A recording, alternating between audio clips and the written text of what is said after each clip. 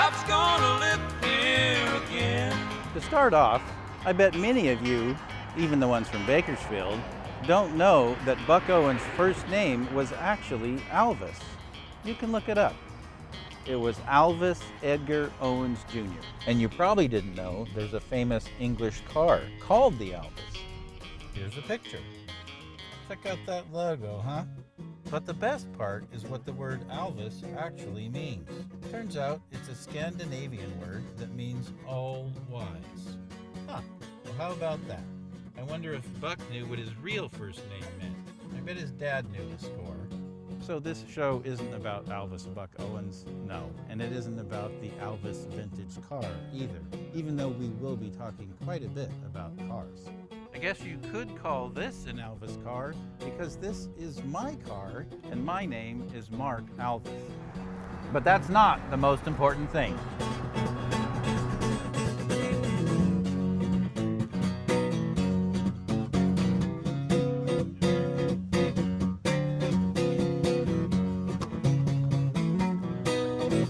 Every year around July 4th, I celebrate my independence by turning off my water heater. How is turning off your water heater a celebration of independence, you may ask? Well, I'll tell you. First, I need to admit that there's no great amount of sacrifice on my part by turning off my water heater.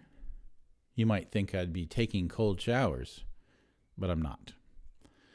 That's because in the summer, I get my hot water for free. Here's how. On the south side of my house, I have a concrete driveway. As you probably know, we get a lot of sun here in Fresno in the summer, so the driveway, it heats up pretty good, especially on those 100-degree plus days. It just so happens that the water line coming into my house runs directly under the driveway, which acts like a big solar collector, heating the water up in the pipe before it comes into my house. If I use a great deal of hot water during the day, I would eventually run out of driveway heated water. But this rarely happens. I've got plenty of hot water for showers, for laundry, and for washing dishes. It turns out it's more difficult to get cold water than hot. I actually have to use the hot water side to get cold water. This works because the water stored in the tank has had a chance to cool down. Who'da thunk? Okay, so you might think that I celebrate because of my independence from the gas company, but that's not it. You might think I celebrate because by leaving my water heater off all summer, I use less gas and therefore reduce the amount of CO2 going into the atmosphere. But while this is part of the reason, it isn't the biggest part. The reason I celebrate my independence by turning off my water heater every summer is because I figured it out and I actually do it. In this country, we often take for granted the incredible freedoms we have. And one of those is the freedom to think for yourself. Now, I realize my good fortune of having a driveway that heats my water for free is probably somewhat unique. But that's the beauty of it. I believe that if we all put our minds to it, every one of us could come up with a unique way to conserve energy and live more energy efficient, environmentally friendly, happy lives. A zero gas bill sure makes me happy.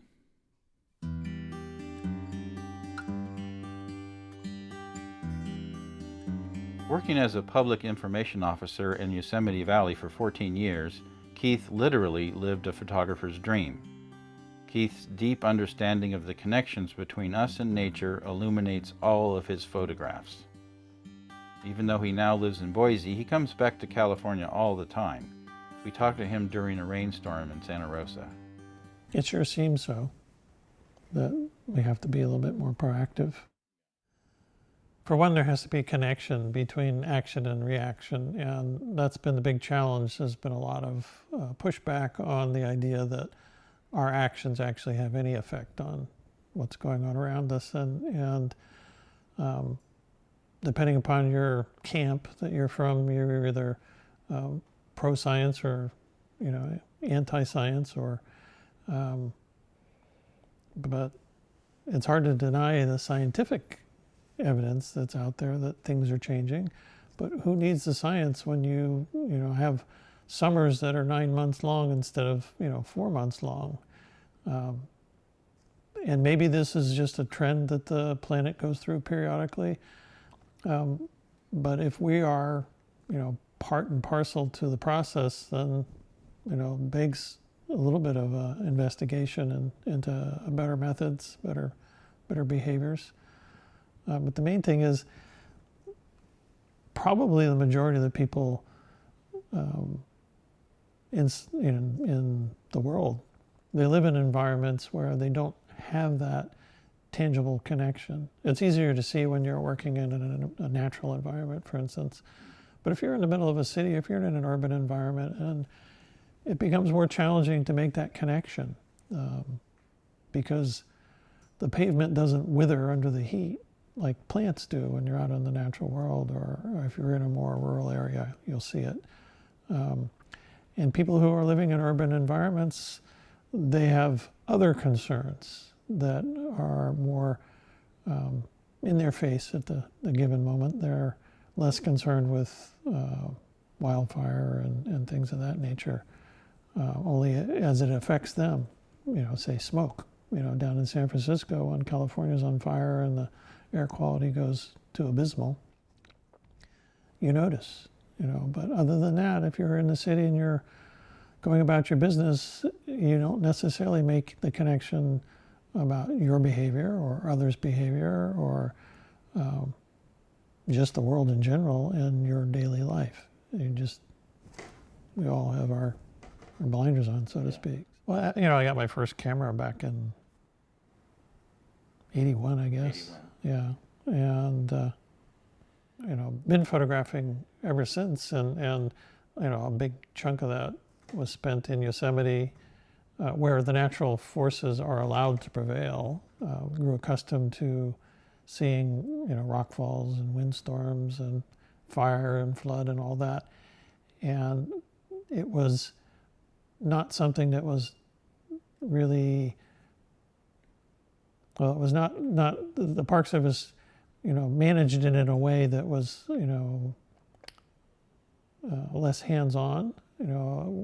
Challenge with the park, of course, is it's an island in the middle of civilization, and some of the management policies that they would use in the park kind of go contrary to those that might be in force outside the park, and there's always a challenge to have that management and focus mesh with the surrounding communities.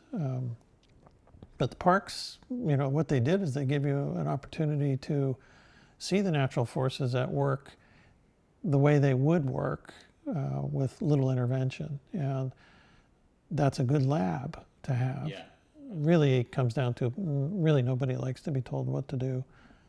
And so as an educator, what you try to do is you try to present a menu of options and let people come to their own conclusions, and hope to motivate them, to inspire them to act some way. And in the national parks, you have this landscape that is just stunning in its relatively untouched state. And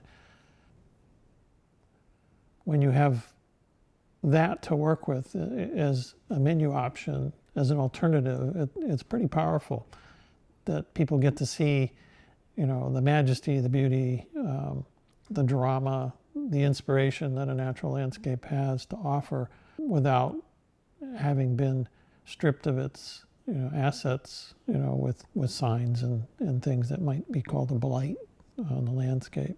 Well, I'll steal, Rachel Carson's book title, A Sense of Wonder, is just great. And I think that's what unites scientists and artists, is that they both have a sense of wonder. They're just amazed at what's there and how it came to be. Scientists typically are looking for why, and artists may focus more on how, because they're trying to, say, replicate it or steal a little bit of that energy into their own works or their own interpretations. But in my classes, in my teaching, I talk a lot about right brain and left brain, right hemisphere being the artistic, intuitive, and the left being the analytical. And that's often where there's a separation of perspective. But in between the two hemispheres of the corpus callosum is the conduit between left and right hemisphere. And you mentioned music. Well, apparently studies show that musicians have a larger corpus callosum, which is the conduit between the left and the right hemisphere. Because in music you have a very technical side, a mathematical side to the music, which is the division of the notes and the length of the notes, and the right side of the hemisphere, the interpretive and intuitive, is the nuance, the poetry. And there needs to be a connection between them. There needs to be an intermingling between them, because that's where the movement, the emotion originates in the music. You can contrast the difference between a player piano playing a tune versus a true artist. I think that the places that move me the most are the places that make me feel the smallest. It's a humbling feeling to go to, say, Alaska and be in Denali and be surrounded by, massive peaks, snowy peaks, and wilderness as far as you can see. It humbles you, and that's a good thing. If we think we can just, charge ahead everywhere and trump anywhere we want to go without any thought, that's a pretty callous perspective. I'm all for confidence. I'm all for adventurism. I'm all for all that.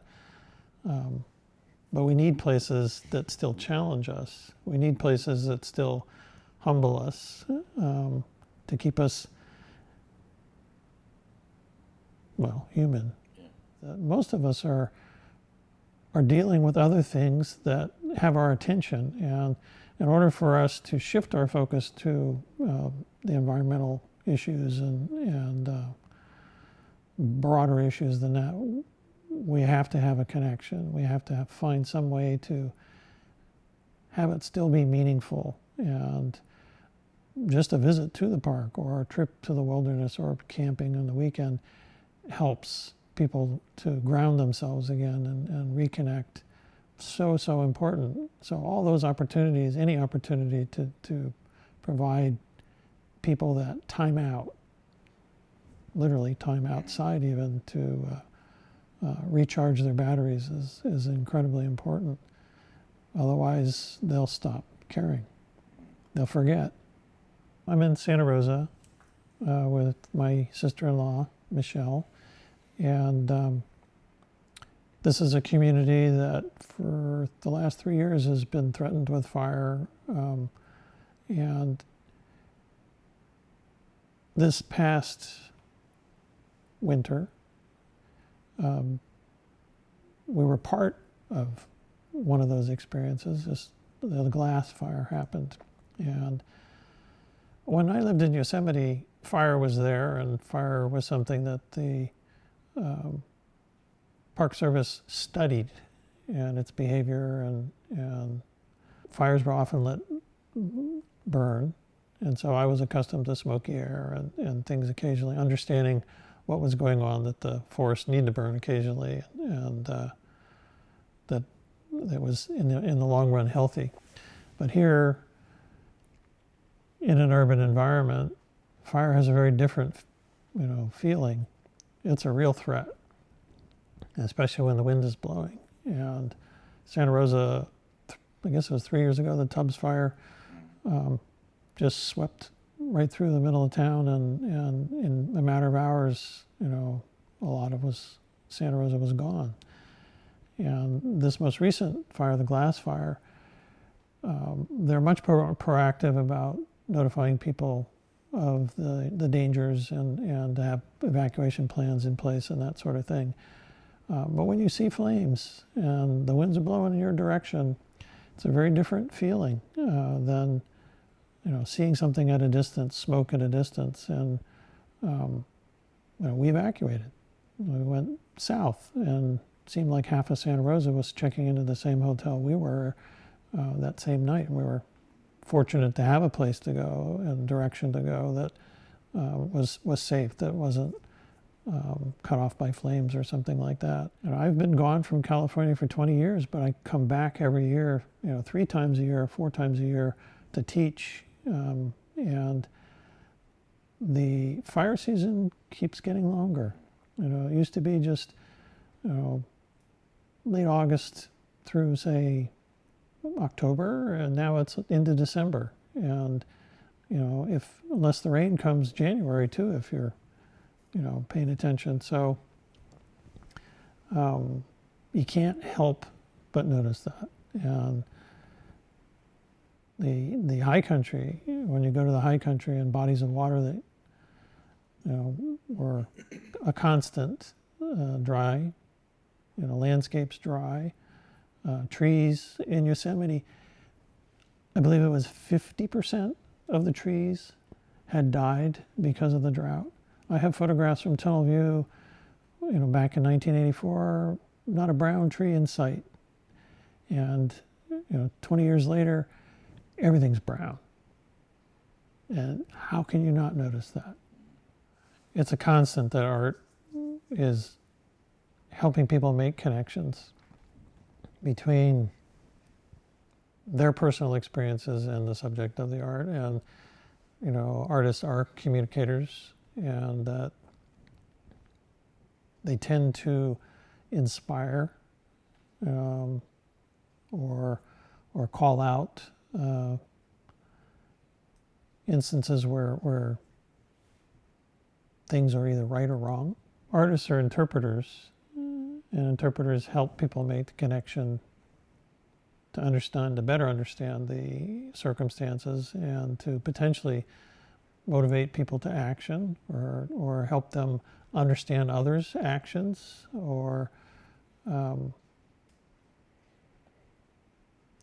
just find their own personal answer to what's going on.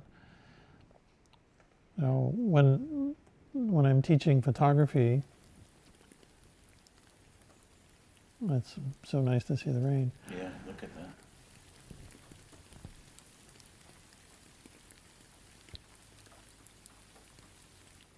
When I'm teaching photography, I tell people it's a language. It's you just need to know the various words to use. And like any language, you may struggle at first to string together a sentence. Hello, goodbye, where's the bathroom, thank you.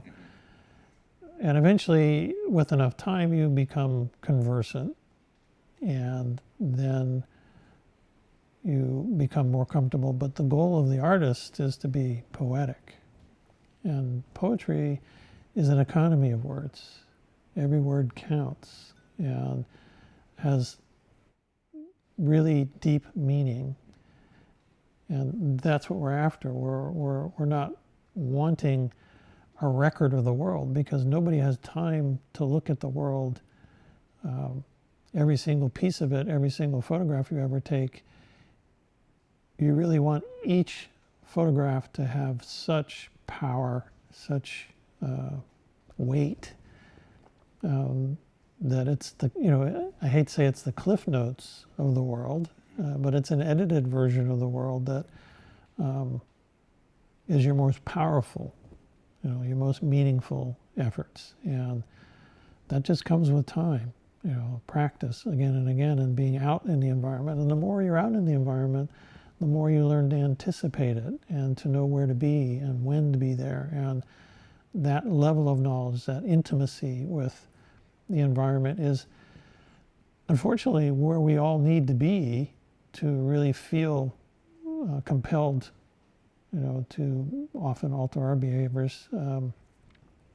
But that's what we need, and most people don't have the time for that. I'm not saying that's an excuse for everybody. It's a practical reality. So the role of artists is to cut through the red tape, the craziness, the chaos of the world, and just single out those moments that really connect with the audience. I am still a photographer. I am still an artist.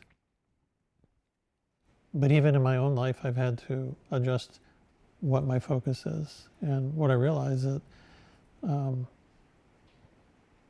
the thing that matters most to me is, making my partner in life as happy as possible.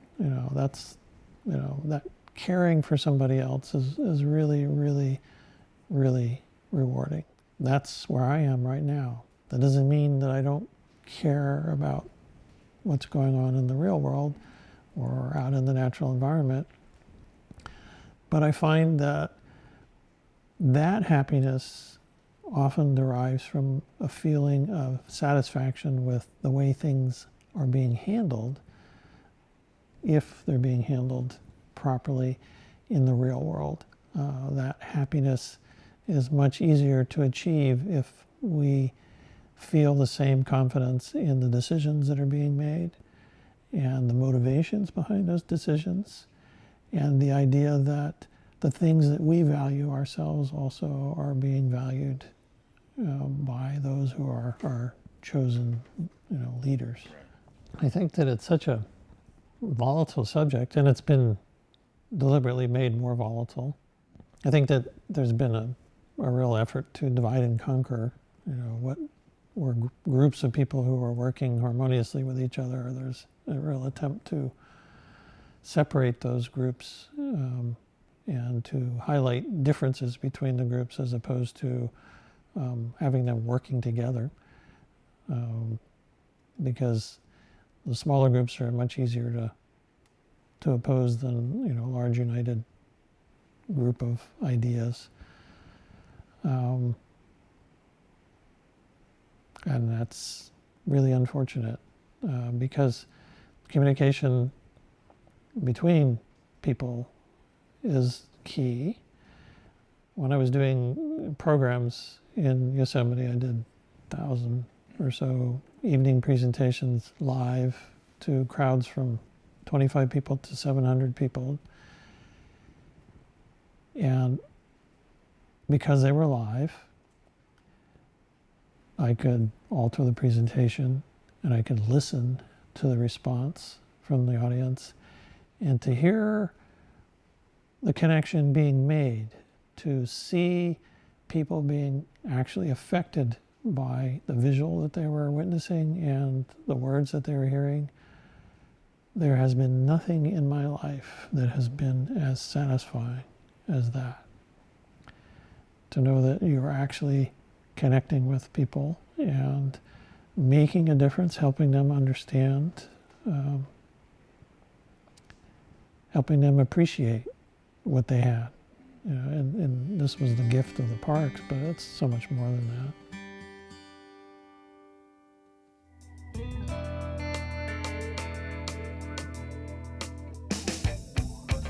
One of the first things I did when I bought this house was put skylights in.